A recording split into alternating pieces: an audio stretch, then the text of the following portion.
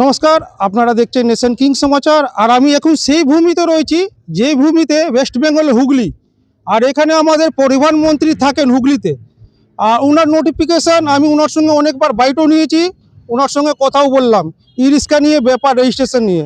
কিন্তু আমি শুক্রবারে এসেছিলাম এখানে রেজিস্ট্রেশনের জন্যে, কিন্তু আমাকে বলা হলো যে যার যার গাড়ি তাকে ডেকে নিয়ে আপনি মঙ্গলবারে আসুন।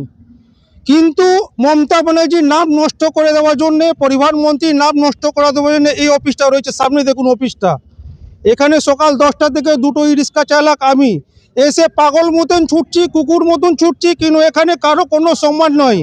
এই ফাইলটা ওখানে যাবে, ওই ফাইলটা ওখানে যাবে, শুধু এই করে আজকে আমার দিনটা শেষ করে দেওয়া হলো।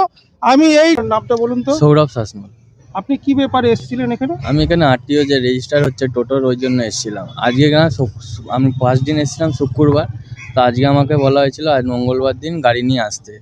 আমি 10টার সময় এসেছি, 10টা থেকে একবার এদিকে পাঠাচ্ছে, একবার এটা আনতে ওটা আনতে পাঠাচ্ছে।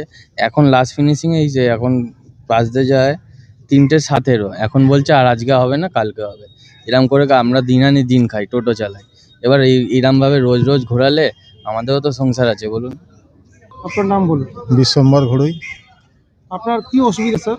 আমার এখানে আরটিও অফিসে এসেছিলাম আমার গাড়ির রেজিস্ট্রেশন করবার জন্যে। আমাকে শুক্রবার আসতে বলা হয়েছিল, শুক্রবারে হয়নি। আবার আজকে মঙ্গলবার, এখানে সেই 10টা থেকে এসে বসে আছি।